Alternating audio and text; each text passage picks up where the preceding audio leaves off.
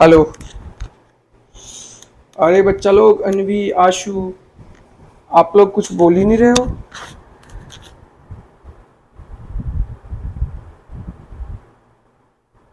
आप लोग अनम्यूट नहीं कर पा रहे हो क्या अनवी?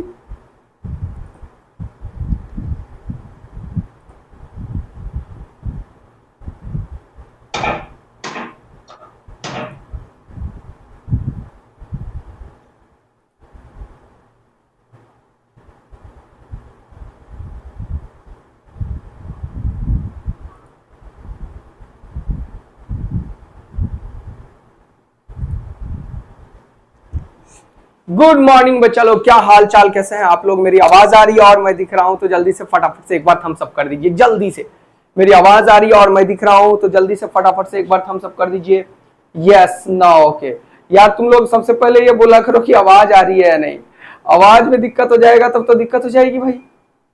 तुम लोग सबसे पहले बोला करो आवाज। यस प्रियांशु, चलो ठीक है, हाँ बढ़िया।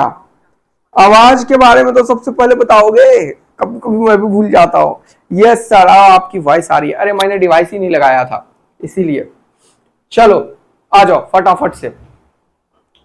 चलो तो क्रिश और शिवप्रिया, प्रियांशु सब एकदम मस्ती में हो।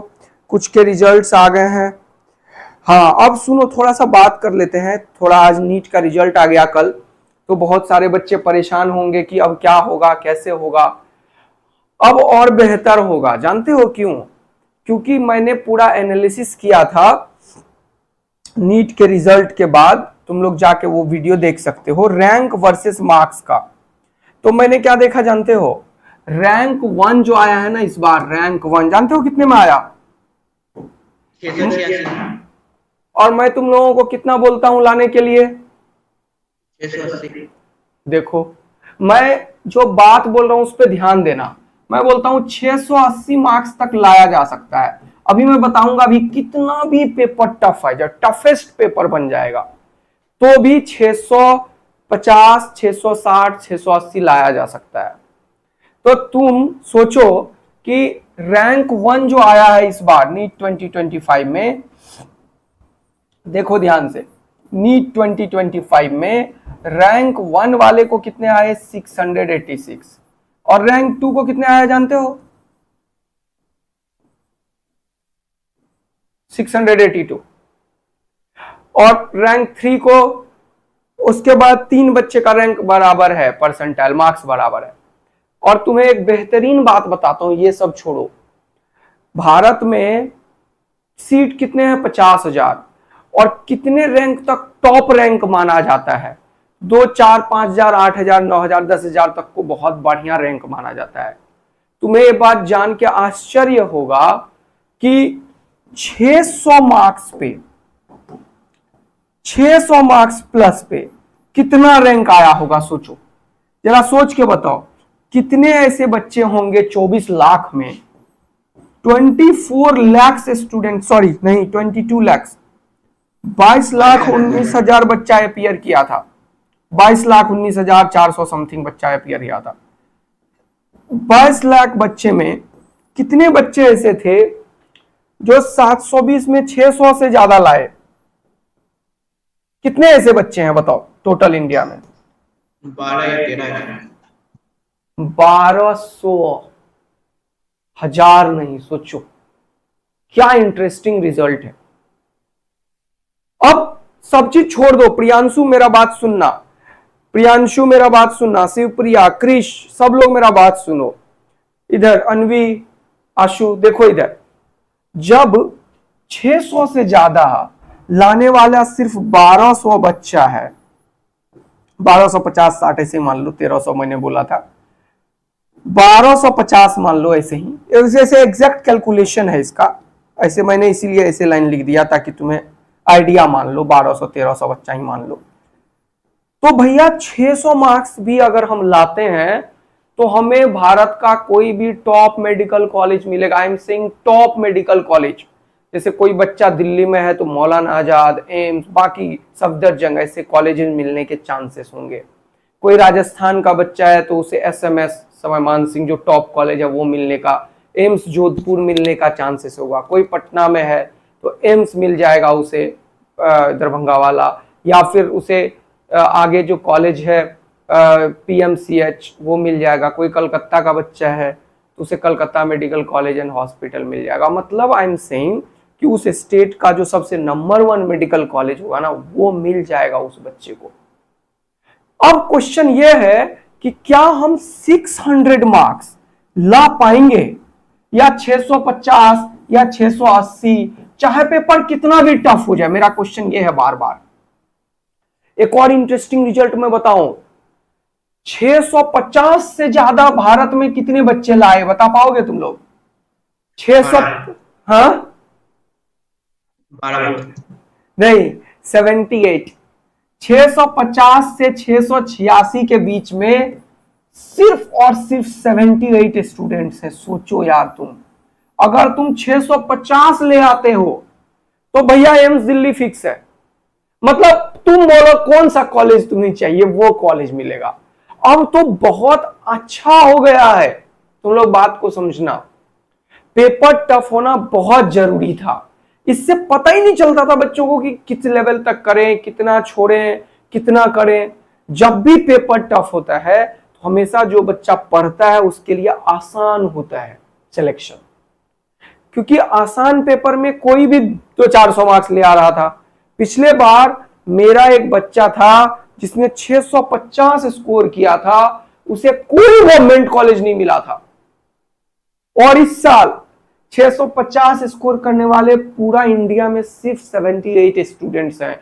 22 लाख में से सिर्फ 78 बच्चे ऐसे हैं। तुम सोचो क्या ड्रास्टिक चेंजेस आया है। और अब मैं तुम्हें बताऊंगा कि कितना टफ पेपर था और कितना मार्क्स रियल में अचीव किया जा सकता है। तुम्हें आश्चर्य होगा ये सब जान के, बच्चे को पता ही नहीं होता। एक और इंटरेस्टिंग डेटा बताता हूं तुम लोगों को, तुम्हें यह भी जानकर आश्चर्य होगा कि 143 मार्क्स से नीचे लाने वाले, मतलब इंडिया में 11 लाख ऐसे बच्चे थे जिन्होंने 143 या उससे नीचे लाया। सोचो क्या पढ़ता है ये बच्चा सब, ये तो बस भीड़ जमा करने के लिए है। बात को समझना तुम लोग मेरा। 11 लाख बच्चा ऐसा है जिसके 143 या उससे कम मार्क्स आए, 142, 190, 120 ऐसे, और 100 मार्क्स 720 में लाना, ये क्या है? सोच लो तुम, क्या ही है ये सब। तो ये सब बेकार है कंपटीशन। 11 लाख बच्चा तो ऐसे ही कचड़ा है, बस ऐसे दिखाने के लिए पढ़ता है। किताब खोल लेता है, मम्मी पापा देख लेगा, कोचिंग चला जाता है क्योंकि दोस्त चले गए, बस। उनको कुछ मतलब नहीं है पढ़ने लिखने से। क्यों ऐसा सर? क्योंकि नीट का पेपर जो इस बार का था, वो क्वेश्चंस की बात मैं थोड़ा सा करता हूं अब तुम लोगों को। ये बहुत इंपॉर्टेंट डिस्कशन है, क्योंकि तुम नीट 2026 से अपीयर करना चाहते हो, तुम्हें पता होना चाहिए। और एक और इंटरेस्टिंग बात मैं बताऊं, अभी पहले ये देखते हैं कि नीट 2026 में कितना मार्क्स आशु जो है वो अचीव कर सकता है, अनवी अचीव कर सकती है, प्रियांशु अचीव कर सकता है, क्रिस अचीव कर सकता है, कितना मार्क्स। अभी तुम्हें मजा आ जाएगा। सुन रही हो शिवप्रिया बेटा? क्रिश तुम स्कूल कोचिंग कभी आते हो, कभी नहीं? ये नहीं चलेगा, डेली आना होगा बेटा।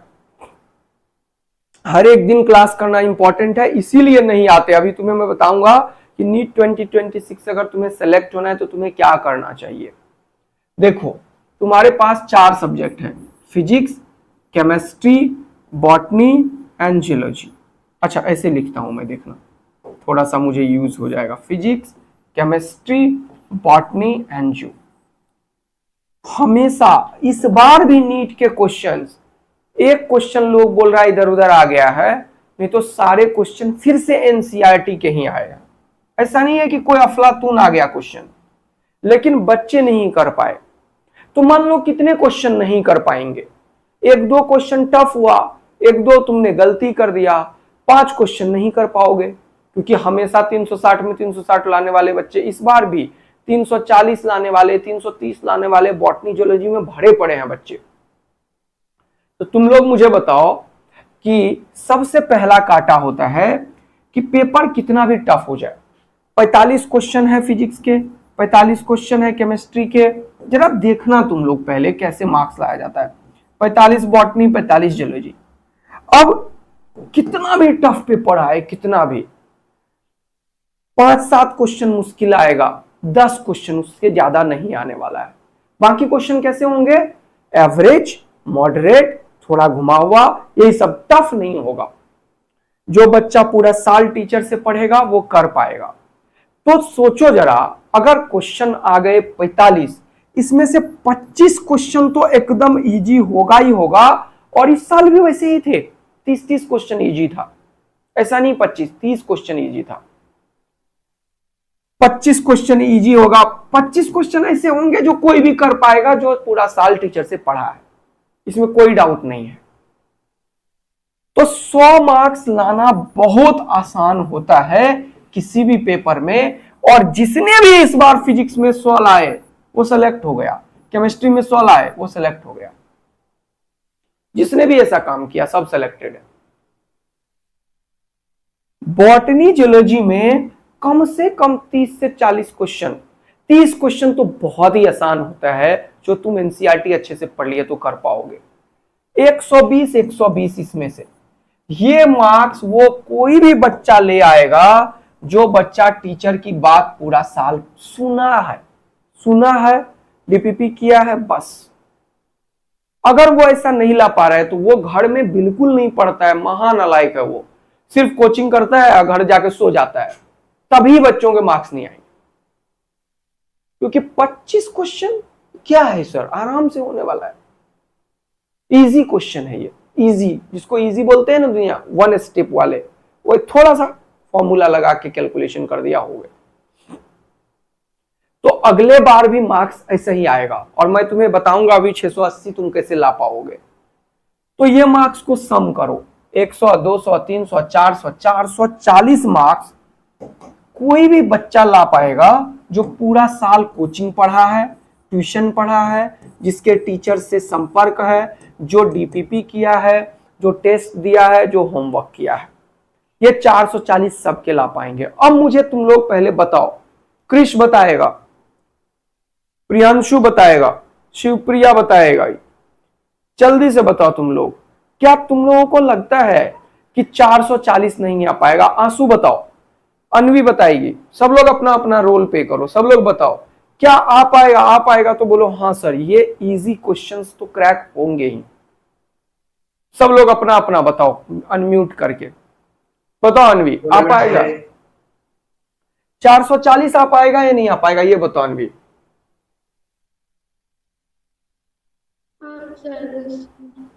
ये तो इजी क्वेश्चंस है। 45 में सिर्फ 25 करने हैं, 20 छोड़ने वाली बात है। 45 में 25 करने हैं, 20 छोड़ने वाली बात है। यहां पे 30 करने हैं। ये कोई भी बच्चा जो पूरा टीचर्स की बात सुनता है, होमवर्क करता है, क्लास में पढ़ता है, वो आराम से ला पाएगा। बोलो तुम लोग के कमेंट क्यों नहीं आ रहे हैं भैया? प्रियांशु, शिवप्रिया, सारे लोग, तुम लोगों के कमेंट क्यों नहीं आ रहे हैं? जल्दी बोलो फटाफट से। यस सर, बिल्कुल आ पाएगा। अब जरा सा बात को समझना, जब तुम लोग 440 ले आए तो तुम लोग इंडिया के 22 लाख बच्चों में किस लेवल पे आ गए, अब मैं वो बता रहा हूं। 22 लाख बच्चों में से 450 लाने वाले सिर्फ 2 लाख बच्चे हैं। ऐसा क्या? हाँ, 2 लाख भी बहुत ज्यादा बोल रहा हूं मैं। 450 लाने वाले सिर्फ 2 लाख बच्चे हैं, यानी कि तुम भारत के 22 लाख बच्चों में से आगे निकल जाओगे। सोचो जरा क्या है कंपटीशन। भारत के 22 लाख बच्चों में से 20 लाख बच्चा ऐसा है जो 400 लाया ही नहीं है। सोच लो, जब तुमको ये पता चलेगा कि तुम इंडिया के 2 लाख स्टूडेंट्स में से आ गए जहां रियल कंपटीशन होता है, तो थोड़ा सा एक्स्ट्रा एफर्ट तो अपने अंदर से भी आएगा देने का। भाई मेरे, लगेगा नहीं यार, जब 20 लाख बच्चों से आगे निकल गए हैं तो थोड़ा सा मेहनत और करके अगर हम 100 मार्क्स ला लेते हैं तो तुम्हें पता है 550 मार्क्स पे इस बार 30,000 रैंक है। 30,000 गलत बोल दिया, 20,000, 22,000, 14,000। 100 मार्क्स बढ़ाएंगे। अब देखना 100 मार्क्स कैसे बढ़ता है ये बताता हूं। 100 मार्क्स बढ़ाने से 550 आएगा और तुम्हें सेलेक्ट हो जाओगे, तुम गवर्नमेंट कॉलेज मिल जाएगा तुमको। तुम अपने पिताजी को 1 करोड़ गिफ्ट करोगे क्योंकि प्राइवेट कॉलेज का फीस 1 करोड़ है और 550 में इस बार गवर्नमेंट कॉलेज मिल रहा है, 520-30 में भी मिल रहा है। अब 100 मार्क्स कैसे बढ़ेगा सर, वो क्वेश्चन है। 440 तो तुम लोग देख लिए कि कैसे आता है। हाँ सर 440 आ गया।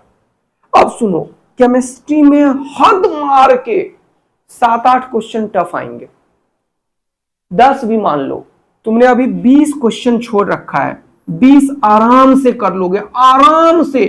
केमिस्ट्री के 20 क्वेश्चन तुम लोग टैकल कर सकते हो, 20 छोड़ो 15 कर सकते हो आराम से। नेक्स्ट 15 क्वेश्चन 60 मार्क्स यहां से बन जाएगा। इसमें से टफेस्ट क्वेश्चन कितने होंगे? 5। मॉडरेट कितने होंगे? 3। 1-2 तुमसे नहीं होगा, 10 छोड़ दो और 15 इसमें भी कर पाओगे। नेक्स्ट जो बचा हुआ है उसमें 20 क्वेश्चन बचे हुए ना, 10 टफ मान लो, 10 आराम से कर पाओगे। 40 मार्क्स यहां पे बन गए, 100 मार्क्स यहीं पे बन चुका है। मैं तुम्हें दिखाता हूं कि कैसे बच्चा स्कोर करता है। बॉटनी जूलॉजी में 3 क्वेश्चन बॉटनी का, 3 क्वेश्चन जूलॉजी का। इससे ज्यादा टफ होगा ही नहीं पेपर, क्योंकि एनसीईआरटी से ही आना है, सारा कुछ याद रखने वाली बात है, उससे ज्यादा नहीं होने वाला है। 5 और 5 भी तुम छोड़ दो, 10 क्वेश्चन मान लो, 5 यहां पे छोड़ दिया, 5 यहां छोड़ दिया, तो तुम आराम से 10-10 क्वेश्चन और सही कर पाओगे। जबकि 5 क्वेश्चन यहां पे तुम छोड़ रहे हो, 5 यहां भी छोड़ रहे हो। सोचो, ये छोड़ दिया तुमने, मुश्किल आया, छोड़ो।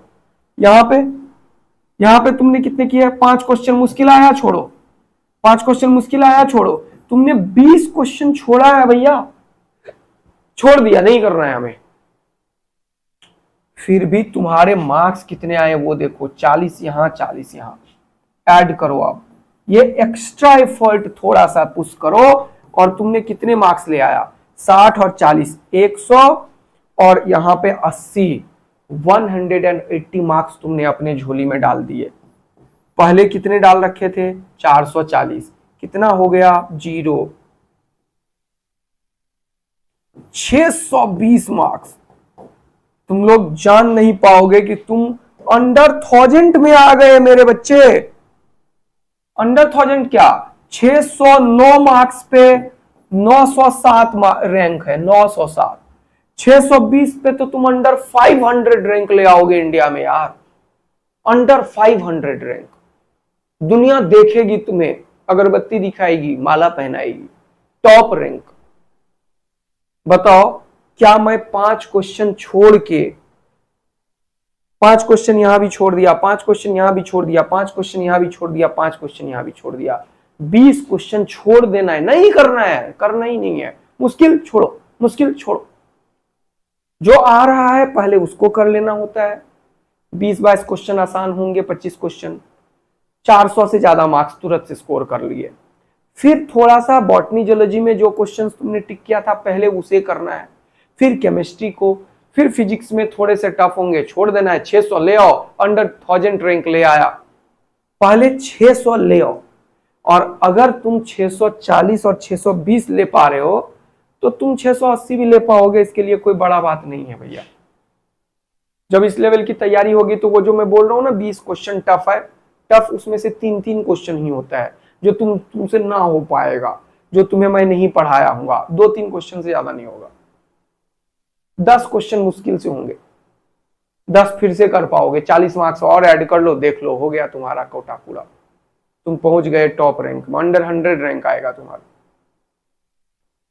तो ये बात समझना बहुत इंपॉर्टेंट है और अपने दिमाग में सेट करना बहुत इंपॉर्टेंट है कि नीट का एग्जाम जितना टफ होगा दुनिया के लिए उतना अच्छा होता है उन बच्चों के लिए जो पढ़ता है।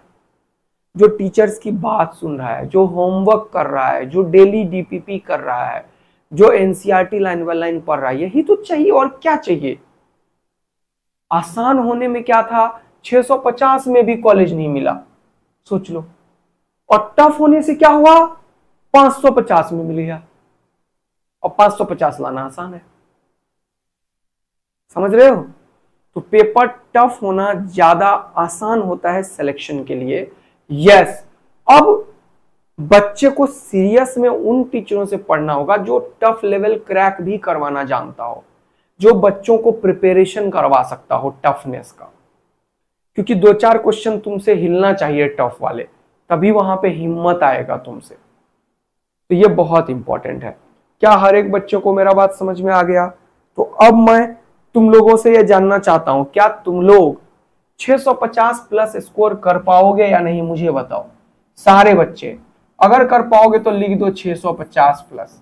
नेक्स्ट 2026 का जो नीट का एग्जाम होगा उसमें तुम लोग 680 टारगेट करो। 650 680 के बीच में कुछ भी आराम से ला पाओगे। लेकिन एक शर्त यही है कि तुम्हें एक भी क्लास छोड़ना नहीं है। जैसे क्रिस, तुम कभी भी क्लास छोड़ देते हो तो नहीं हो पाएगा बेटा, समझ गया? कोई बच्चा है, थोड़ा सा तबीयत खराब हुआ, थोड़ा सा पेट दर्द किया, हाँ क्लास ही छोड़ दिया। तुम लोग जब ऐसा सोच लो कि जब मैं मरने वाले हालात में होऊंगा तभी क्लास नहीं छोड़ना है। अगर इस लेवल का कमिटमेंट होगा ना, तभी तुम गवर्नमेंट मेडिकल कॉलेज में जा पाओगे। क्यों ऐसा सर, ऐसे क्यों बोल रहे हो आप? ऐसा इसलिए बोल रहा हूं क्योंकि एक डॉक्टर से यही आशा किया जाता है कि वो किसी भी हालात में हो, अगर कोई पेशेंट आए तो वो उसे ट्रीट करेगा। इसीलिए तो तुम जब उस हालात में ही नहीं हो कि तुम हो, थोड़ा सा तबीयत खराब हो गया, जैसे किसी बच्चे का, एक बच्चा है अपने ही क्लास में, उसका तबीयत अभी 3 दिन पहले खराब हो गया था, मैंने उसको कॉल किया तो उसने बोला सर सुबह उठा था मैं, थोड़ा दिक्कत हो गया, फिर से क्लास नहीं किया। तो ऐसे में नहीं चलेगा। एक और बच्चे का तबीयत खराब हो गया, फिर उसको कॉल किया मैं, तो उसकी मम्मी बोली कि आज पता नहीं है सर, अगले दिन से मैं क्लास करवा दूंगी। फिर एक और बच्ची का तबीयत खराब हो गया। तो मैं एग्जाम्पल कोट कर रहा हूं, कोई एक ऐसा नहीं है, 3-4-5 बच्चे ऐसे आ गए। तो फिर तुम लोग डॉक्टर नहीं बन सकते। अगर अपने अंदर टफनेस नहीं आएगा तो डॉक्टर नहीं बन सकते। Take it very seriously. खराब लग रहा है तो लगाओ। क्यों नहीं बन सकते? क्योंकि एक डॉक्टर से यही एक्सपेक्टेड है कि वो बेचारा अगर बीमार भी हो तो भी अगर कोई इमरजेंसी पेशेंट मरने वाला आ जाए तो वो उठ के जाके उससे ट्रीट करेगा, उसे जिंदा करेगा। ऐसे ही डॉक्टर चाहिए ना सोसाइटी को। कैसे डॉक्टर चाहिए सोसाइटी को, बताओ? जो बीमार हुआ तो ऐसे चद्दर तान के सो गया या उठ पुट के दूसरे की इलाज करेगा? कैसा डॉक्टर चाहिए तुम लोग बताओ? इलाज करने वाला। कैसा डॉक्टर चाहिए सोसाइटी को, अनवी बताएगी। जो थोड़ा तबीयत खराब हो बस हॉस्पिटल जाना बंद कर दे, ऐसा? तो जब तक तुम वैसे नहीं बनोगे तब तक तुम्हें भगवान डॉक्टर बनाएंगे? तुम खुद सोचो, बोलो। तो तुम्हें बनना होगा, तुम्हें हार्ड वर्क करना होगा, मेहनत करना होगा, जान लगाना होगा, और ये दिमाग से प्रिपरेशन चाहिए। तो तुम लोग एकदम एक टफ प्रोफेशन चूज किए हो। अंडरस्टैंड इट कि ये टफ है भैया। डॉक्टर बनने के बाद का जीवन भी टफ है। हाँ, तुमने किसी दिन 10 दिन छुट्टी ले लिया हो, अपने बदले किसी डॉक्टर को अपॉइंट कर दिया हो, जो काम तुम करते वो कर रहा हो, तब 10 दिन छुट्टी लेके। डॉक्टर घूमने नहीं जाता है क्या? जाता ही। हाँ, डॉक्टर छुट्टी नहीं लेता है क्या? लेता है, लेकिन वो अपने बदले अपना रिप्लेसमेंट डाल के जाता है हॉस्पिटल से, तो उसका तरीका है।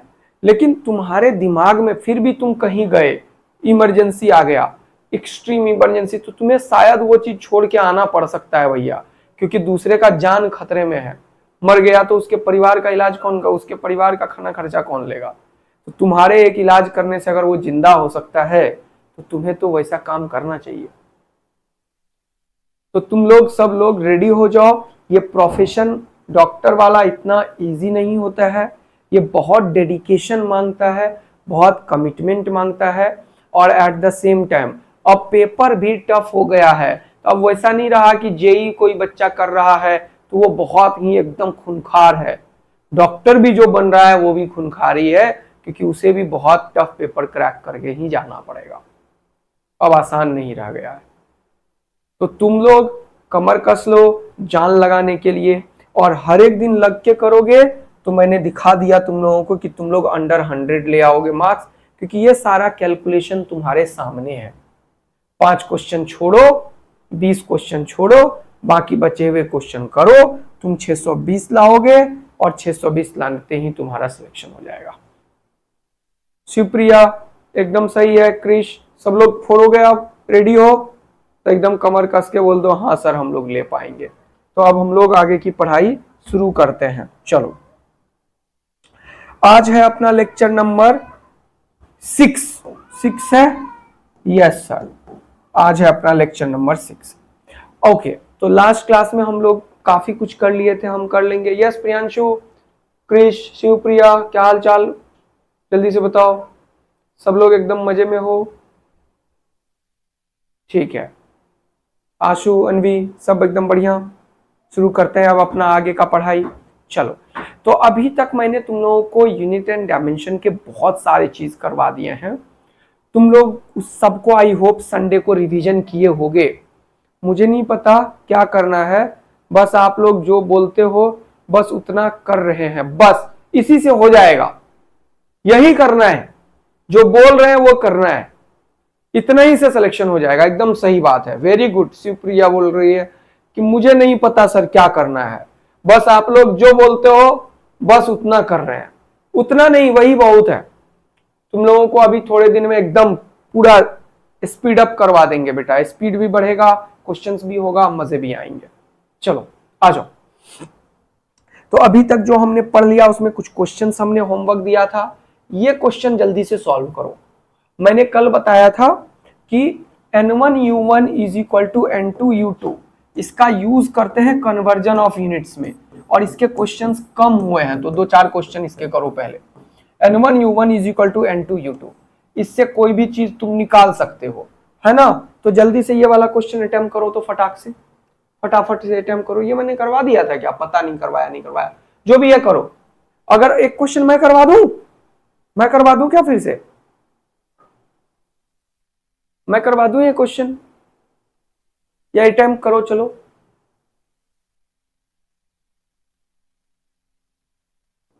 एक मिनट का समय है, जल्दी से आंसर बताओ। यस सौरभ, क्या हाल चाल?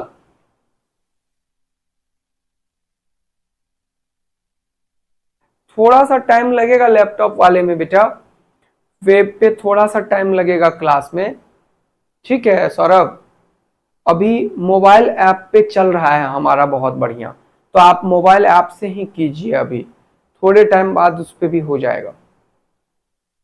लेकिन थोड़ा टाइम क्या है, वो टेक वाले ना थोड़ा टाइम ले लेते हैं, तो अभी मोबाइल ऐप से ही कीजिएगा सौरभ, ओके?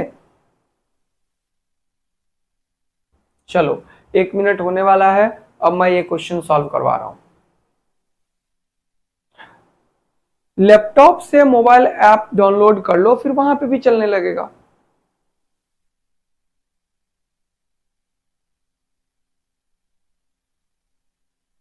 चलो, अब देखो सब लोग रोक दो, लिखना बंद करो, 1 मिनट में हो जाना था।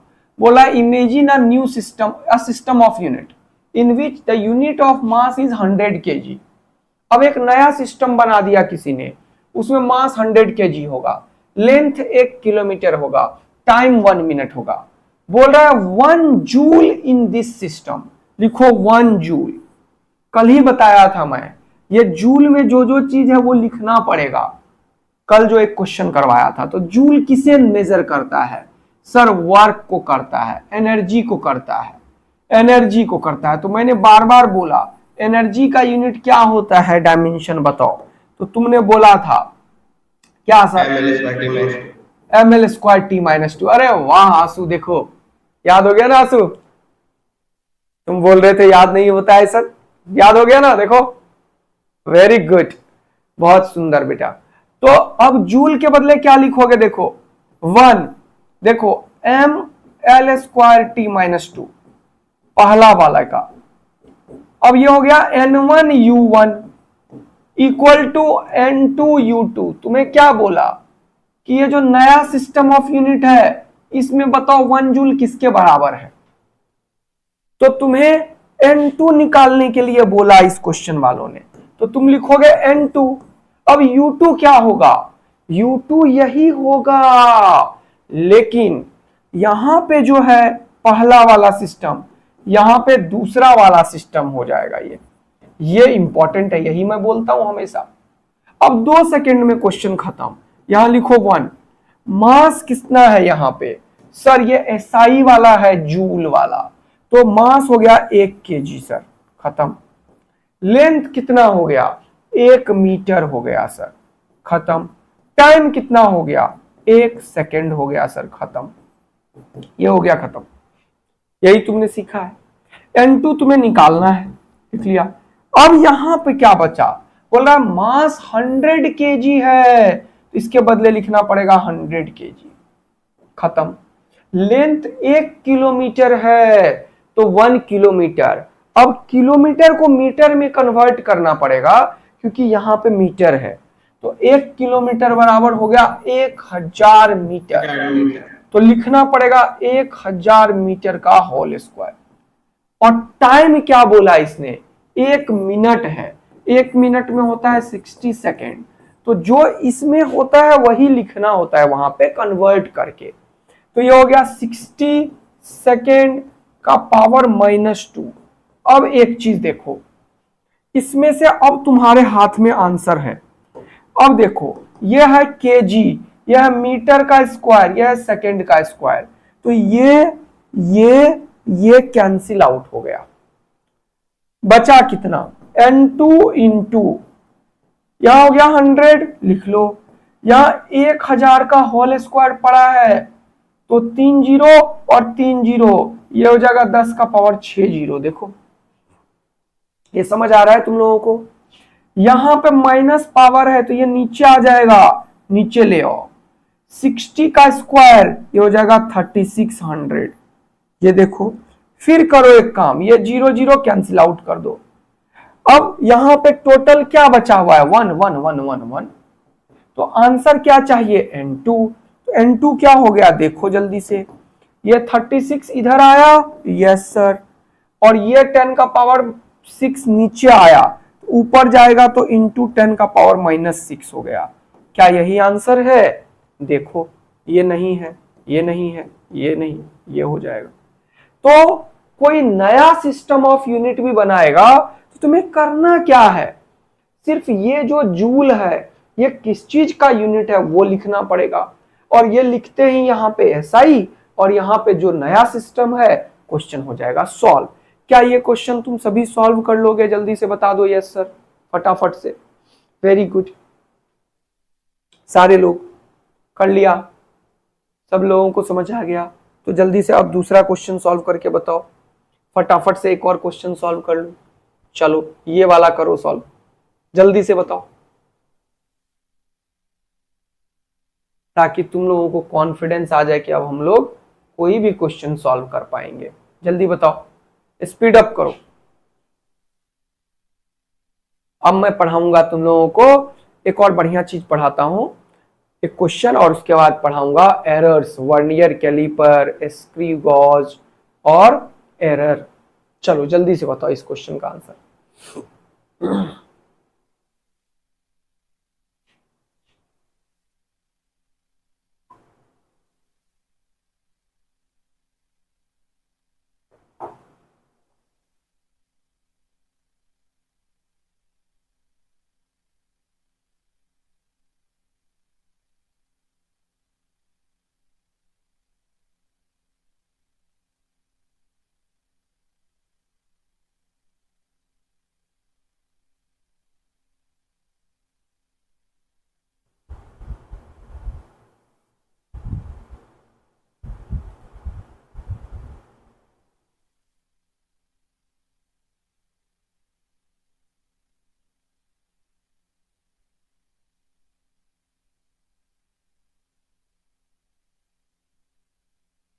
चलो हो गया 1 मिनट, 1 मिनट में हो जाता है। चलो हम देखते हैं कितने देर में होता है। एक बार मैं भी टाइमर ऑन करता हूं, देखते हैं मैं कितने देर में करता हूं इस क्वेश्चन को सॉल्व। चलो तो चलो, बोल रहा है फोर्स, तो फोर्स होता है mLT minus 2. Acting on a particle is 2 Newton, तो 2 यहां पे लिख लो और mLT-2 यहां पे लिख लो पहला वाला। बोल रहा है if unit of length and time is doubled, okay, and unit of mass is half, okay, then the numerical value of the force, तो N2 तुमसे पूछा, तो ये हो जाएगा mLT-2 दूसरे वाले में। अब यहां से देखो ये N2 निकालना है। अब यहां पे यह है 2, मास होता है केजी में, लेंथ होता है मीटर में, टाइम होता है सेकेंड में। ये हो गया।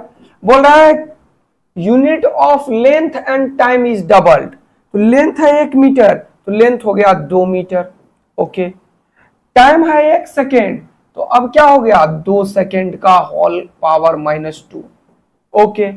अब अगला क्या हुआ, एंड मास इज हाफ, तो मास 1 केजी है, हो गया आधा केजी। क्वेश्चन हो गया खत्म। तो ये 2 से 2 खत्म, केजी मास सेकेंड का पावर -2 खत्म हो गया, ये खत्म हो गया, ये खत्म हो गया। तो N2 का वैल्यू क्या बचा बताओ सर, यहाँ पे 2 है और ये 2 का पावर -2 है, ये गलती मत कर देना। तो -2 उड़ाओगे तो नीचे आ जाएगा कितना 4, तो 4 इधर आएगा मल्टीप्लाई होके, हो जाएगा 8, आंसर हो गया। तो मैं इतना बोल के करके कर रहा हूं तो 1.5 मिनट में सॉल्व हुआ। तुम लोग को तो मिलते ही सॉल्व करना है, तो तुम्हारा स्पीड 1 मिनट में हो जाना चाहिए। तो क्या हुआ आंसर 8। क्या ये क्वेश्चन समझ आया? कुछ करना ही नहीं है, N1U1 बराबर N2U2 और आंसर आ जाएगा। तुम सभी ऐसे क्वेश्चन क्रैक कर दोगे तो जल्दी से बताओ हाँ सर कोई दिक्कत की बात नहीं है, कर लोगे? यस, हो जाएगा। वेरी गुड बच्चा लोग। चलो शिवप्रिया ने बहुत पहले आंसर कर दिया था 8। अब एक नया क्वेश्चन जैसे ये है, ये कर लो तुरंत से। देखो बोला density of the material in CgS is 2 ग्राम पर सेंटीमीटर।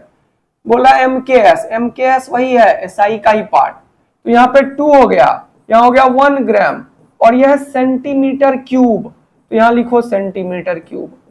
अब यहाँ पे लिखो N2, 1 ग्राम के बदले क्या लिखोगे 1 kg और 1 सेंटीमीटर के बदले क्या लिखोगे 1 मीटर का होल क्यूब। अब तुम्हारे हाथ में क्वेश्चन है, अब तुमको इसको सॉल्व करना होता है। 1 kg ग्राम में लिखोगे तो 1000 ग्राम हो जाएगा और 1 मीटर को सेंटीमीटर में बोलोगे तो 100 सेंटीमीटर का क्यूब हो जाएगा। अब ये हो गया 2 और ये हो गया 1 ग्राम और 1 सेंटीमीटर का होल क्यूब।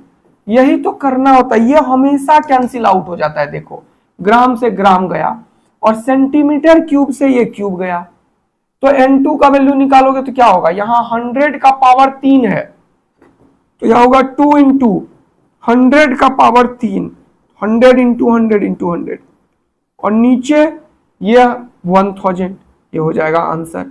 तो ये हो गया तुम्हारा, ये हो गया खुपाच खुपाच टकाक टकाक खुपाच खुपाच, तो कितने हो गए 3 जीरो, तो हो गया 2000। तो N2 का वैल्यू कितना हो गया 2000। कितने लोगों से सॉल्व हो गया बताओ जल्दी से? 2000 आया आंसर सबका? बोलो, अन्वी, शिवप्रिया, आशु, प्रियांशु, सब लोग बताओ जल्दी से। Krish, all okay? फटाफट बताओ, कर लोगे? जल्दी बताओ, यस नो थम्स अप कुछ तो करो। तुम लोग चुपचाप बैठे रहते हो यार, तुम लोग रिस्पॉन्ड ही नहीं करते हो। ठीक है, चलो वेरी गुड। अब यहां पे आ जाओ। अब एक क्वेश्चन बढ़िया तुम्हें मैं बताता हूं, जरा ये क्वेश्चंस को पढ़ो और थोड़ा सोचो तो क्या है आंसर। सोचो तो, इस क्वेश्चन सोचने वाला क्वेश्चन है, इसीलिए इसमें भी 1 मिनट दूंगा मैं, दिमाग लगेगा इसमें, दिमाग लगाओ थोड़ा सा।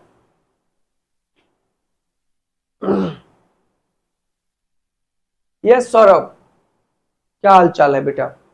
सी बोल रहे हो, इस क्वेश्चन का आंसर बोल रहे हो सी? तो पहले कॉन्सेप्ट डिस्कस करना जरूरी है। क्वेश्चन पढ़ के तुम्हें समझ आया कि बोल रहा है which of the following group of physical quantity can be considered as a fundamental physical quantity. अब तुम लोग मुझे बताओ फंडामेंटल का डेफिनेशन क्या सिखाया मैंने, जल्दी बताओ। फंडामेंटल का क्या डेफिनेशन सिखाया है मैंने, जल्दी बताओ। फंडामेंटल का क्या डेफिनेशन है? अनवी बताएगी अनम्यूट करके, बोलो बेटा फंडामेंटल का डेफिनेशन क्या है? Base quantities. ये तो नाम हो गया, जैसे तुम्हारा नाम अनवी है और घर में कुछ और बोल रहा होगा कोई, तो कुछ और बोल देगा। ये तो नाम तुमने, डेफिनेशन बताओ। सर जो मतलब कि जिससे दूसरा क्वांटिटीज डिराइव होता है, जो बेस क्वांटिटीज होता है, मतलब कि उससे नया क्वांटिटीज डिराइव होता है। ठीक है, कुछ कुछ आधा सही है, थोड़ा और कुछ इसमें बोलना था। यस आशु क्या बोल रहे हो? Fundamental quantities, fundamental physical quantity वो क्वांटिटी होता है जो कहते हैं किसी और पे डिपेंड नहीं, यस, ये भी बोलना इंपॉर्टेंट है, जो किसी और पे डिपेंड नहीं करता है, यानी कि बाकी दुनिया इस पे डिपेंड करती है, ये बात है। अब which does not depend on any other physical quantity, very good। अब तुम लोग मुझे बताओ, शिवप्रिया बहुत बढ़िया, तुमने लिख भी दिया इतने देर में। अब मुझे बताना, कोई दूसरे पे डिपेंड नहीं करे, इसका मतलब क्या मास लेंथ पे डिपेंड करता है? ये क्या हो रहा है? नहीं यार ये ना बहुत गलती हो जाता है, पता नहीं ये बोर्ड ना,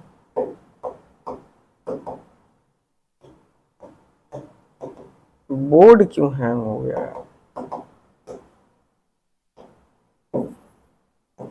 चलो देखते हैं, अभी 1 मिनट थोड़ा सा छोड़ देते हैं इसको। सुनो, तुम लोग मुझे एक चीज बताओ, क्या मास लेंथ पे डिपेंड करता है? नहीं सर। क्या टाइम लेंथ पे डिपेंड कर रहा है? नहीं। तो मास लेंथ टाइम को इसलिए तुम फंडामेंटल कर रहे थे क्योंकि ये दोनों में से तीसरा नहीं बन रहा था। तो ऐसे क्वेश्चन का कॉन्सेप्ट क्या है कि किसी दो में से अगर तीसरा बन जाए तो वो फंडामेंटल नहीं हो सकता है, किसी दो में से अगर तीसरा बन जाए तो वो फंडामेंटल नहीं हो सकता है।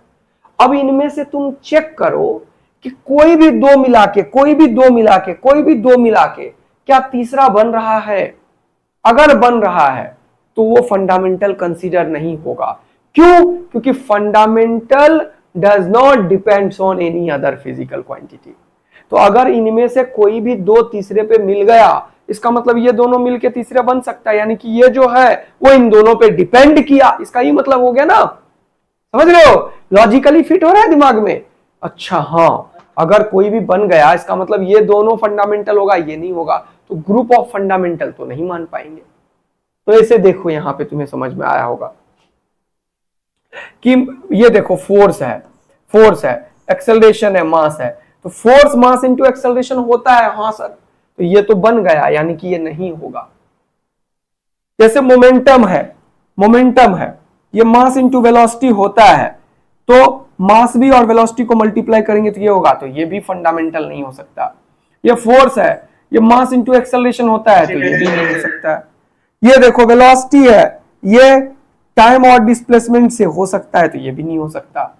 लेकिन यहां देखो, मास, टाइम और फोर्स कोई एक दूसरे को नहीं दे सकता है, कोई भी दो मिलके तीसरा नहीं बन सकता, तो ये आंसर हो जाएगा। कितने लोगों को ये बात समझ में आया? ये कॉन्सेप्ट लिख लेना बगल में, ये भूल जाओगे, तुम लोगों को AA आर्मी बनाए जा रहा हूं। तुम लोग AA आर्मी तभी बनोगे जब ये सब जो तगड़े कॉन्सेप्ट्स वाले क्वेश्चंस हैं ये तुम्हें ध्यान रहेगा लंबे टाइम तक।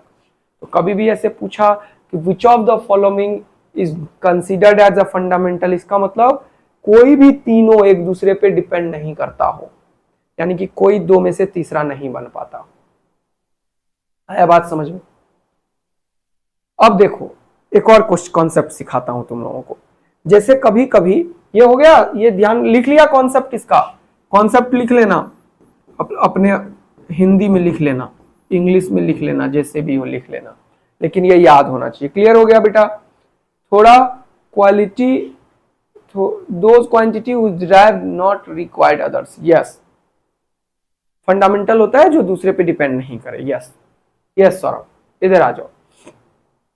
अब देखो, तुम लोगों को एक और बेहतरीन चीज बताने के लिए आया हूं मैं। तो अब सर क्या है, अब इस तरीके से डायमेंशंस वाले तो खूब सारे क्वेश्चंस मैंने करा दिए, अब जरूरत नहीं है। लेकिन कुछ कुछ चीजें थी जो तुम्हें आना चाहिए, और वो तुम लोग जितना प्रैक्टिस करोगे उतना ही होगा, और जितना होमवर्क दिया वो सारा कर लोगे तो हो जाएगा।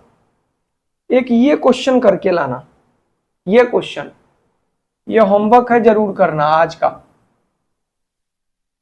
अच्छा क्वेश्चन है।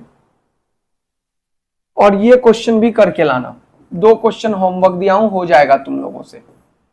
तो अब आ जाओ सर, अब आप क्या करवाने वाले हो। अब मैं तुम्हें एक चीज और पढ़ाने वाला हूं, बहुत ही इंपॉर्टेंट। जैसे ये एक लिमिटेशन मैंने मिस कर दिया था पिछली बार, याद है मैंने बोला था ये बताऊंगा, पढ़ो इसे।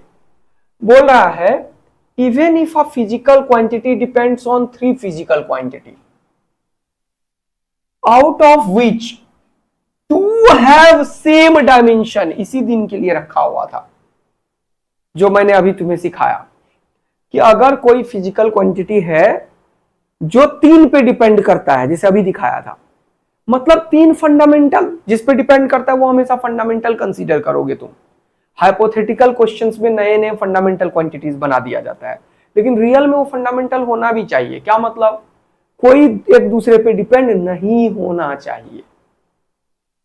तो वही चीज यहां पे भी लिखा हुआ है कि सपोज कोई फिजिकल क्वांटिटी है, वो 3 चीज पे डिपेंड कर रहा है, out of which 2 have same dimensions, then formula can not be derived using the theory of the dimension. ये बहुत इंपॉर्टेंट है। जैसे कि सपोज करो मैंने एक क्वेश्चन बना दिया कि जैसे अभी खूब सारे क्वेश्चंस करवाए थे कि डेंसिटी डिपेंड्स ऑन, मैंने ऐसे लिखा डेंसिटी डिपेंड्स ऑन, ऐसे तुम लोगों को बताया था मास एंड वॉल्यूम। जैसे मैंने बताया था time period depends on length radius, जैसे मैंने ये सब क्वेश्चन बताया। तो ऐसे ही अगर मैं बोलूं कि time period depends on, suppose करो 3 चीज पे मैंने बोल दिया, लेंथ मास एंड रेडियस, 3 चीज पे बोल दिया मैं डिपेंड करता है।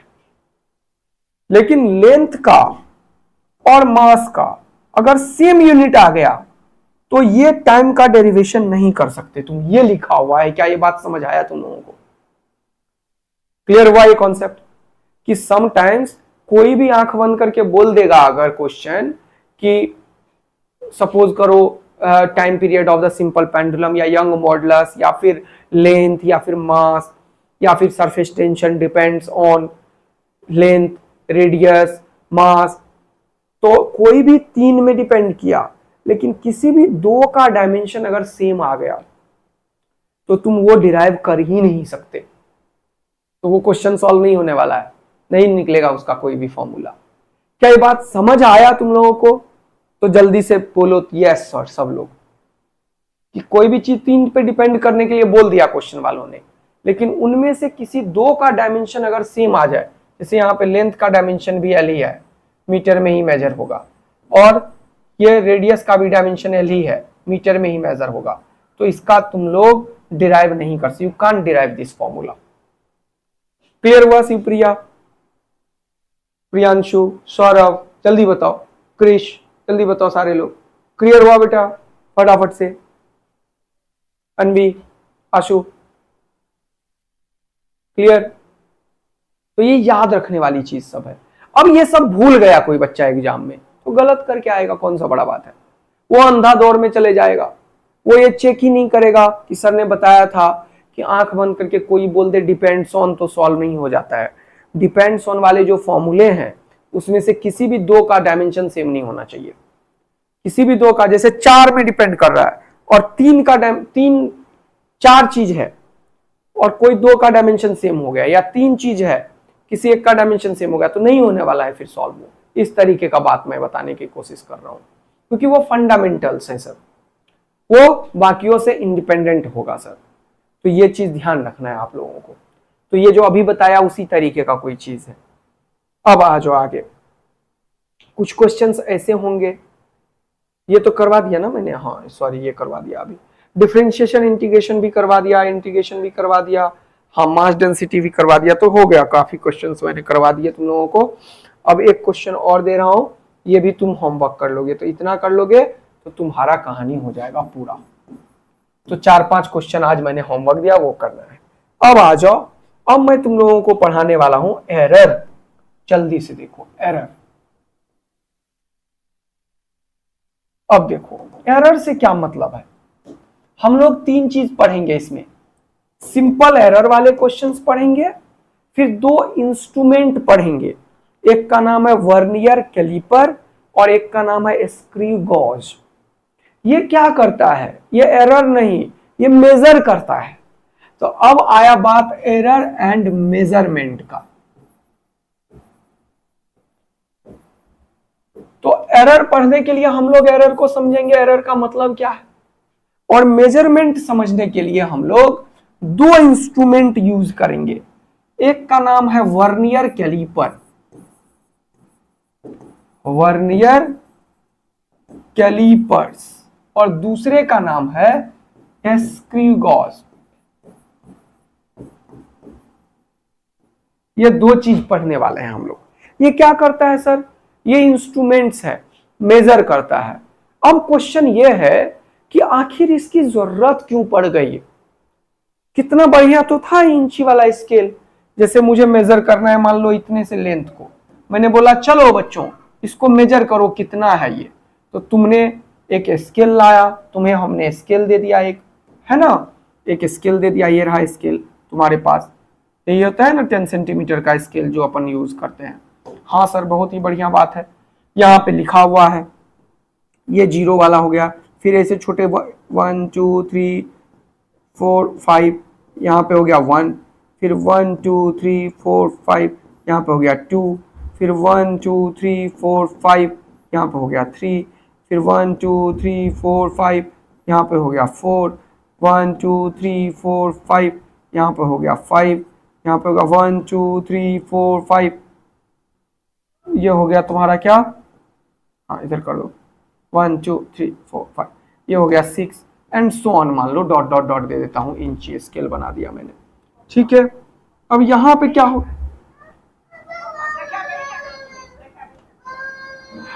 अब यहां पे देखो,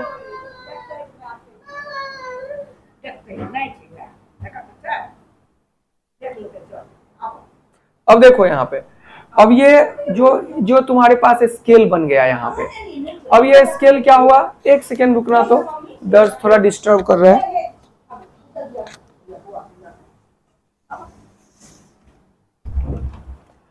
अब यहां पे देखो, ध्यान से देखना बेटा, आवाज आ रही है, जल्दी से थम्स अप कर दो, आवाज आ रही है ना, तुम डिस्टर्ब कर दोगे क्लास तो फिर दिक्कत हो जाएगी, तुम बैठ सकते हो बस, हाँ हाँ चलो। अब दर्स आ चुका है तो थोड़ा क्लास को इधर उधर कर सकता है, तो 1 मिनट रुको, मुझे मौका दो, थोड़ा इसको हटा ही देते हैं, 1 सेकेंड रुकना।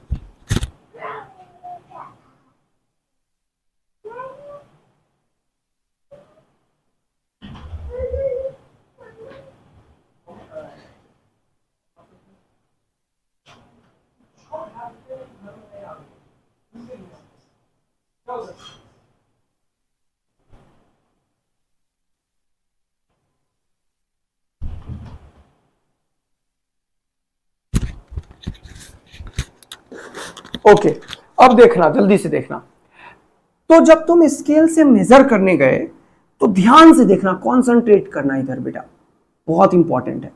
जब तुम मेजर करने गए तब क्या हुआ कि इस लाइन को देखो, ये लास्ट वाला जो लाइन है, अच्छे से देखना तुम लोग, इसको तुम मिलाए, ऐसे लास्ट वाला किससे मैच करेगा वो देखने के लिए, हाँ सर सही बात है, तभी तो मेजर करते हैं हम लोग, सुनना सीखना।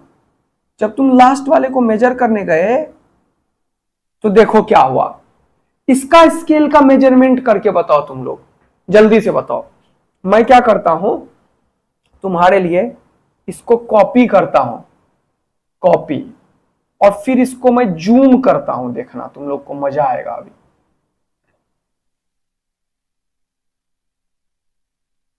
इसको जूम करता हूं, अब तुम लोग समझ पाओगे। देखो क्या मस्त टेक्नोलॉजी है ना, मजा आया मुझे यार। अब तुम लोग बताओ मुझे कि ये जब मैंने जूम करके दिखाया तुम्हें, तो अब देखो तुम्हें पता चलेगा इसका मेजरमेंट बताओ कितना है, इसका मेजरमेंट बताओ कितना है, जल्दी से बताओ सब लोग, जल्दी से बताओ। ये जो इतना बड़ा एक लेंथ दिया मैंने, उसको मेजर करके बताओ कितना है ये सेंटीमीटर वाला है, कितना है? 4.6 सेंटीमीटर। 4.3 ऐसा, 1 2 3। और ये जो गैप है उसको क्या करोगे? ये जो गैप है इतना सा, ये जो गैप है उसको क्या करोगे? बोलो। सर नियर बाय रेशियो में ले ले। हाँ यस, बोलो अनवी, ये गैप को क्या करोगे? शिवप्रिया बता बेटा, ये गैप का क्या करोगे?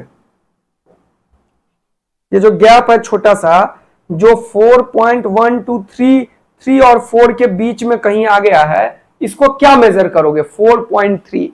लेकिन शिवप्रिया क्या ये 4.3 है? एग्जैक्ट 4.3 है क्या ये अनवी? 4.3 है ये? नहीं सर। बोलो। नहीं सर। तो ये क्या है फिर? कुछ तो होगा ना, कुछ है या नहीं है? बताओ, कुछ है या नहीं है? हाँ सर। यस। तो इसी कुछ को ये मेजर नहीं कर सकता था। ये जो स्केल है जो तुम्हें दिया है, सेंटीमीटर स्केल, इसका नाम क्या है? Centimetre scale. ये मिनिमम कितना मेजर कर सकता है? ये मिनिमम कितना मेजर कर सकता है? जल्दी से बताओ। सेंटीमीटर स्केल मिनिमम कितना मेजर कर सकता है? जल्दी बताओ। नहीं पता तुम लोगों को? 0.1। यस। 1 सेंटीमीटर में 10 छोटे छोटे लाइन खींचे हुए होते हैं, तो 1 सेंटीमीटर का 1/10 मेजर कर सकता है वो, है कि नहीं? ऐसा समझो। तो 0.1/10, इसीलिए तुमने बोला 0.1 सेंटीमीटर मेजर करता है ये। तो ये जो मेजर कर सकता है मिनिमम मेजरमेंट, इसी को हमने नाम दिया है एक बहुत इंपॉर्टेंट नाम। क्या सर? ये सब देखो कितना इंपॉर्टेंट है, अंडरस्टैंडिंग डेवलप करना फिजिक्स का, फिजिक्स को समझना कितना इंपॉर्टेंट है, देखना अभी तुम। सबसे कम मेजर किया कितना? इतना। इसीलिए इसका नाम है एक स्पेशल, क्या? List count. क्यों लिस्ट काउंट? क्योंकि सबसे लिस्ट ये इतना ही मेजर कर सकता है। That's why we name it least count. तो लिस्ट काउंट का एक डेफिनेशन पता चला कि minimum measurement taken by the instrument. लिख लो जल्दी से, minimum measurement taken by any instrument, है कि नहीं? मिनिमम जो मेजर कर सकते हो वही होगा। हाँ सर। तो लिस्ट काउंट क्या होगा? मिनिमम जो मेजर कर सकते हो वो। तो लिस्ट काउंट सेंटीमीटर स्केल का कितना है? 0.1 सेंटीमीटर है सर। ये मिनिमम मेजरमेंट है बेटा, है ना? मिनिमम मेजरमेंट है। Okay sir. अब क्वेश्चन है, जब मैंने तुम्हें इस स्केल को नापने के लिए दिया, तो अब तुमने कुछ बोला, अनवी ने कुछ बोला, शिवप्रिया ने कुछ बोला, ऐसे ही हमारे पास प्रियांशु ने कुछ बोला, है कि नहीं? ढेर सारे बच्चे अलग अलग, कृष्ण ने कुछ बोला, अलग अलग बच्चों ने अलग अलग बोला, सौरभ ने कुछ बोला। तो ये कुछ बोला, सब सेम बोल नहीं पा रहे हो। क्यों नहीं बोल पा रहे हो? क्योंकि एग्जैक्ट इस पे आया नहीं सर। अब इसको क्या बोलें? कोई बोल सकता है 4.12335, कोई बोल सकता है 34, कोई बोल सकता है 33। अब वो जो लास्ट वाला नंबर चेंज होता जा रहा है, वो क्या है? वही एरर है, क्योंकि वो कोई एक्यूरेट नहीं बता पा रहा है। तो इसको कम करने के लिए क्या करेंगे? कोई ऐसा इंस्ट्रूमेंट ढूंढेंगे जो इसे मेजर कर पाए। हाँ, यानी कि जो इतने छोटे से को भी मेजर कर पाए। हाँ, तो हमने क्या किया? फिर से एक और इंस्ट्रूमेंट ढूंढा जो 1 सेंटीमीटर का एक गैप है उसके बीच में भी 10 लाइन बना दे। हाँ सर, तब तब कोई ना कोई तो मैच करेगा। बोलो करेगा या नहीं करेगा? अगर मैं इस छोटे से गैप में भी 10 लाइन निकाल दूं तो कोई ना कोई मेजर करेगा या नहीं करेगा? बोलो हाँ है ना? तो वो कौन करता है? वो वर्नियर कैलिपर करता है। तो इससे जो काम नहीं हो पाया वो हमने इसके पास लाया, यानी कि ये और कम मेजर कर सकता है। तो तुम लोग मुझे बताओ, ये 0.1 से कम मेजर करेगा मिनिमम या ज्यादा करेगा? कम करेगा या ज्यादा? मिनिमम मेजरमेंट कम करेगा 0.0। यस, तो ये एक और 10th पार्ट को मेजर करने लगता है। तो ये 0.01 सेंटीमीटर को मेजर करने के लायक हो जाता है। अब लोगों को दिक्कत आई, वहां पे भी गड़बड़ी हो गया, थोड़ा सा और गड़बड़ी हो गया, और लोगों को फाइन मेजरमेंट चाहिए, तो लोगों ने एक और इंस्ट्रूमेंट बना दिया। उसने बोला चलो इसके बीच में अगर हम 100 लाइन खींच दें तब कैसा होगा? तो लोगों को परेशानी हो गई, 100 लाइन कैसे खींच सकते हो तुम? देख ही नहीं पाओगे। तो एक्चुअल में तुम 10 लाइन भी नहीं खींच सकते, इसीलिए एक नया इंस्ट्रूमेंट है, इसका फोटो सिखाऊंगा। इसके अंदर 100 लाइन तुम नहीं खींच सकते, इसीलिए एक सर्कुलर इंस्ट्रूमेंट बना दिया हमने। तो अब तुम्हें समझ आया कि कैसे इवॉल्व हुआ चीजें। ये नहीं कर पाया जो काम, लेकिन कराना था तो एक और चीज हमने लाया। वो भी नहीं कर पाया तो एक और चीज लाया। हमारे पास 3 चीज पढ़ना है।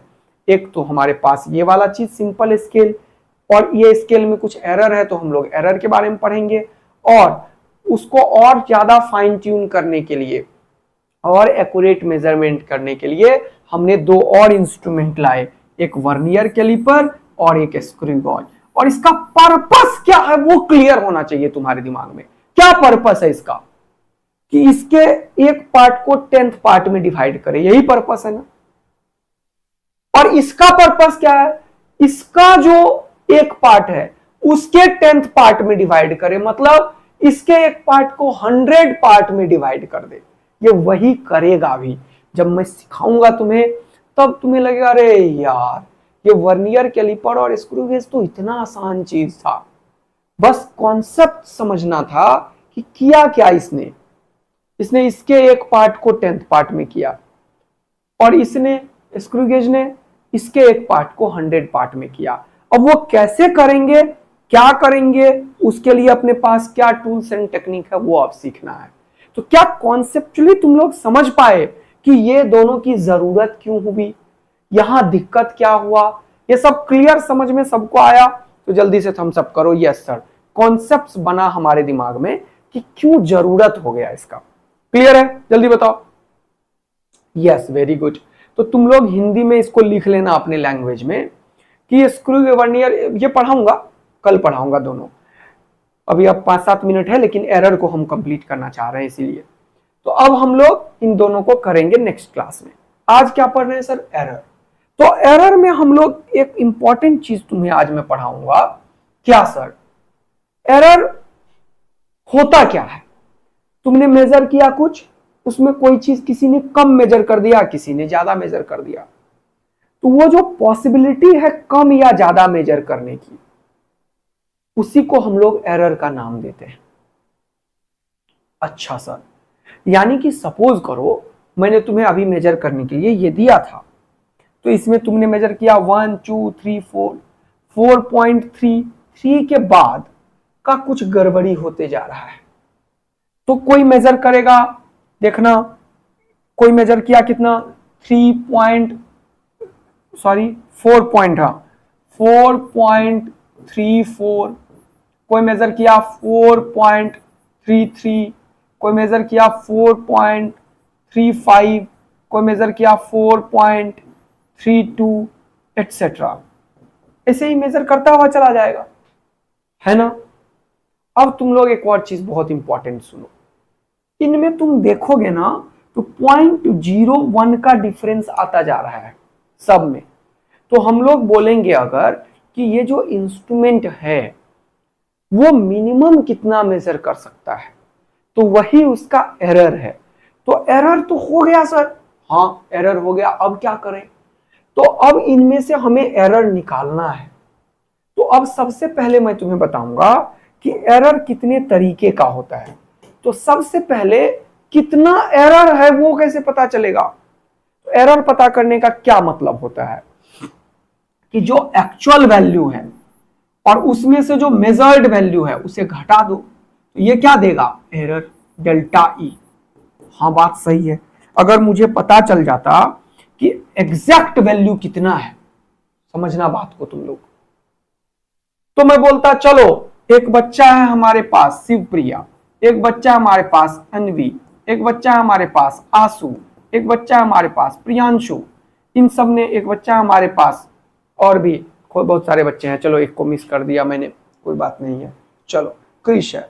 तो उन लोगों ने मेजर किया, 5 बच्चों को मैंने दिया, उसने मेजर किया, लेकिन मुझे एग्जैक्ट एक्यूरेट पता है।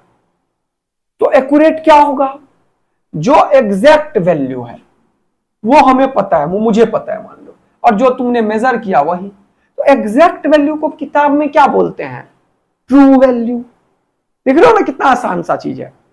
तो ट्रू वैल्यू में से मेजर्ड वैल्यू को घटा दोगे तो तुम्हें क्या मिलेगा? एरर। क्या ये बात समझ आ गया? तो जल्दी से बोलो हाँ सर। यही इसी को दुनिया क्या बोलती है? True value. हाँ सर, जो एग्जैक्ट होगा। देखो शिवप्रिया ने बोल दिया माइनस मेजर्ड वैल्यू। अब देखो, अब एक्चुअल में यही है सर एरर। अब देखो मजा आ गया तुम लोगों को। यही है सर एरर, जिसको डेल्टा से डिनोट करेंगे। अब हमें ट्रू वैल्यू कैसे पता चलेगा? इन सब का एवरेज को हम लोग ट्रू वैल्यू का नाम देते हैं। तो कभी भी तुम्हें कोई बोले ट्रू वैल्यू क्या होगा, तो ट्रू वैल्यू क्या होगा वो देखो। ट्रू वैल्यू निकालने का क्या तरीका है? Average of all the measured value. ये क्या होगा? Average of all measured value. अरे वाह, ये तो आसान हो गया सर। तो तुमने इन सब का इसका नाम दे दिया। चलो इसका नाम दे दिया क्या sir? Value 1, value 2, value 3, value 4, ऐसे 4 वैल्यू ले लिया। तो तुम्हें मैं बोलूं average of all measured value क्या है? एवरेज कैसे निकालते हैं? इन सबको सम करके 4 से डिवाइड। तो तुम लिखोगे हम V1, V2 dot dot dot V4, V3 लिख ही देता हूं, V3 डिवाइडेड बाय 4 करूंगा। 5 होगा तो 5 करोगे, 10 होगा तो 10 करोगे। ये जो निकाल के कोई वैल्यू दिया उसको दुनिया क्या बोलेगी? जल्दी से बताओ। उसको दुनिया बोलेगी सर ट्रू वैल्यू। हाँ सर समझ में आया। ये क्या हो गया? True value. तो अब ट्रू वैल्यू तुम्हें पता चल चुका है और हर एक वैल्यू का तुम्हें वैल्यू पता है। तो अब हर एक का एरर निकालो। तो अब तुम निकालोगे एरर 1, एरर 2, एरर 3, एरर 4। ये कैसे निकलेगा जल्दी से बताओ? क्योंकि तुम्हें ट्रू वैल्यू पता है। ट्रू वैल्यू तो फिक्स है। ट्रू वैल्यू क्या होगा? Average value. ट्रू वैल्यू क्या होगा? Average value. ट्रू वैल्यू क्या होगा? Average value. ट्रू वैल्यू क्या होगा? Average value. और इनमें से तुमने घटाया V4, V3, V1, V2। हाँ, तो ये क्या निकल गया? ये हो गया एरर। तो अब तो 5-5 एरर निकल गया। हम क्या आंसर करेंगे दुनिया वालों को? दुनिया वालों को एवरेज एरर का आंसर करेंगे। अगर तुम्हें बताना हो इनमें एरर क्या है, तो तुमसे जब कोई दुनिया बोला पूछे कि what is the exact error, जिसको डेल्टा ई बोल देता हूं मैं, तो तुम लिखोगे average of all the individual error. Average of all the individual error. अब एक परेशानी आता है इसमें। जब तुम इसमें से इसे घटाते हो तो जरूरी नहीं है कि सारा वैल्यू पॉजिटिव आ जाए। यानी कि इन सबको सम करके जब डिवाइड करोगे तो कभी कभी ऐसा होगा कि कोई मान लो 4.35 नहीं मेजर करके 4.37 मेजर कर दे। कभी ऐसा भी होगा 37 मेजर कर दे और एवरेज 4.34 आ जाए। समझ रहे हो? तो जब तुम 35 को घटाओगे तो निगेटिव में भी वैल्यू आ जाता है समटाइम्स। अच्छा, तो ऐसे में कुछ पॉजिटिव कुछ निगेटिव आ जाएगा तो तुम खत्म हो जाओगे। तो एरर कभी भी हम लोग जो मेजर करेंगे वो नहीं निगेटिव लेते हैं, इसीलिए इसका एक स्पेशल नाम है। क्या नाम है? Absolute error. देखो कितना लॉजिकल है चीजें। और एब्सोल्यूट बनाने के लिए हम क्या करते हैं, इन सब का मॉडुलस ले लेते हैं, मतलब सिर्फ पॉजिटिव वैल्यू हम कंसीडर करते हैं। मतलब जो इंडिविजुअल एरर आएगा उसका मॉडुलस लो और कंसीडर करो only positive value, positive value. अच्छा, और ये इसीलिए इसका नाम एब्सोल्यूट एरर है। हाँ, तो हम लोग क्वेश्चन सॉल्व करने के बाद जब भी दुनिया वालों को एरर बताते हैं तो हमेशा एब्सोल्यूट एरर बताते हैं। तो एब्सोल्यूट एरर का हम लोग क्या करेंगे, एवरेज लेंगे। एवरेज लेंगे तो 4 से फिर डिवाइड होगा, इसी को दुनिया बोलती है एरर। एब्सोल्यूट एरर है ये एक्चुअल। तो अब अगर मुझे बताना हो कि चलो तुमने एक एक्सपेरिमेंट किया, एक्सपेरिमेंट में 4 एक्सपेरिमेंट वाले लोगों को इन्वॉल्व कराया, तो इसका एग्जैक्ट वैल्यू क्या बताओगे साइंटिस्ट को? तुम्हें तुम्हारे टीचर प्रोफेसर ने दिया लैब में कि ये सब काम करके मुझे बताओ, क्या बताओगे? तो तुम्हें बताना है ट्रू वैल्यू क्या है, ट्रू वैल्यू मतलब एवरेज क्या है, और एब्सोल्यूट एरर कितना है। तो इसको लिखने का तरीका क्या है, इसका मतलब है कि जो तुम्हें वैल्यू दोगे दुनिया वालों को वो दिखाओगे ट्रू वैल्यू मतलब एवरेज, और फिर लिखोगे प्लस माइनस ये error. This is the way to represent, ऐसे दुनिया वाले को बताओगे तुम। लेकिन तुम निकालोगे क्या, absolute error. This is very very important. अब तुम्हें यह भी पता चल गया एरर कितना है, बोलो डेल्टा ई पता चल गया है कि नहीं, और इंडिविजुअल एरर कितना है वो भी पता चल गया सबका। तो अब हमने एक चीज निकाला एब्सोल्यूट एरर, अब एक चीज होगा फ्रैक्शनल एरर, और एक चीज होगा परसेंटेज एरर। तो फ्रैक्शनल एरर क्या होगा और परसेंटेज एरर क्या होगा वो मुझे 2 मिनट लगेगा बताने में, लेकिन मैं कोई हड़बड़ी नहीं चाह रहा तुम लोगों के जीवन में। लेकिन क्या तुम लोगों का आज कॉन्सेप्ट बना, दिमाग सेट हुआ कि एरर क्या है? कुछ भी नहीं है, ये तो कोई चीज मेजर करने बैठे तो कोई कम कोई ज्यादा नापने लगा, वो जो डिफरेंस आया जो ट्रू वैल्यू है वही एरर है। कितना आसानी से समझ में आ गया। अब 5-5 लोग एक्सपेरिमेंट किए, तो 5 लोगों को एक्सपेरिमेंट क्यों करने दिया जाता है, या 100 बार तुम लोगों को एक्सपेरिमेंट रिपीट क्यों करने दिया जाता है? ताकि एरर रिड्यूस हो पाए। आया बात समझ में क्यों किया जाता है ये सब? एरर को रिड्यूस करने के लिए एक्सपेरिमेंट का नंबर बढ़ाया जाता है। तो एवरेज लेने से वो एक एग्जैक्ट सही जगह पे पहुंच पाता है। तो इसीलिए हम लोग पहले क्या करेंगे, पहले ट्रू वैल्यू निकालेंगे। ट्रू वैल्यू कैसे निकलेगा? जो मेजर्ड वैल्यू है उसका एवरेज से। फिर एरर निकालेंगे। एरर कैसे निकलेगा? सब्ट्रैक्ट कर करके। लेकिन इसमें कुछ प्लस माइनस आने की संभावनाएं हैं, इसीलिए हम लोग एब्सोल्यूट एरर लेंगे, और एब्सोल्यूट एरर लेने के बाद हम लोग फाइनली निकालेंगे एवरेज एब्सोल्यूट एरर। तो ये एवरेज एब्सोल्यूट एरर है, और जिसको कि हम लोग एरर में नाम दे देते हैं। तो ये ट्रू वैल्यू और plus minus average absolute error है ये। तो ये बात पूरा समझ में आ गया सबको? तो जल्दी से थम्स अप करो और फटाफट से बता दो यस सर। ये कॉन्सेप्ट तो डेवलप हो गया हमारा, अब इसके ऊपर आगे कल सारा कुछ खत्म करके क्वेश्चन सॉल्व करेंगे 3-4 तरीके का, एक एरर का, एक वर्नियर कैलिपर का, एक स्क्रू गेज का, और इसके लिस्ट काउंट का मतलब मिनिमम काउंट है, ये भी समझ में आया। तो कल फिर ये सब पे काफी काम हो जाएगा। सबको बात पूरा समझ में आ गया? तो जल्दी से थम्स अप करो, यो करो, आग लगा दो, दिल बरसा दो, जल्दी से बच्चा लोग, और रेडी हो जाओ एरर को अच्छे से पढ़ने के लिए सब लोग।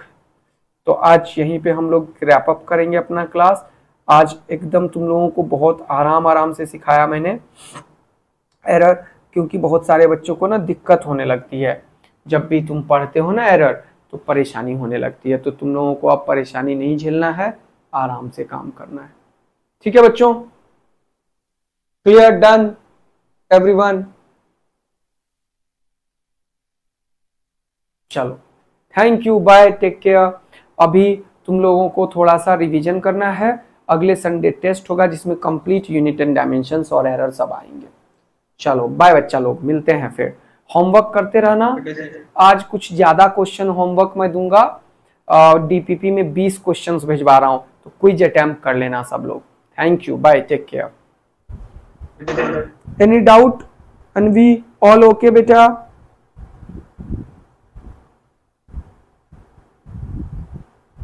Yes, sir. ठीक है, थैंक यू, बाय।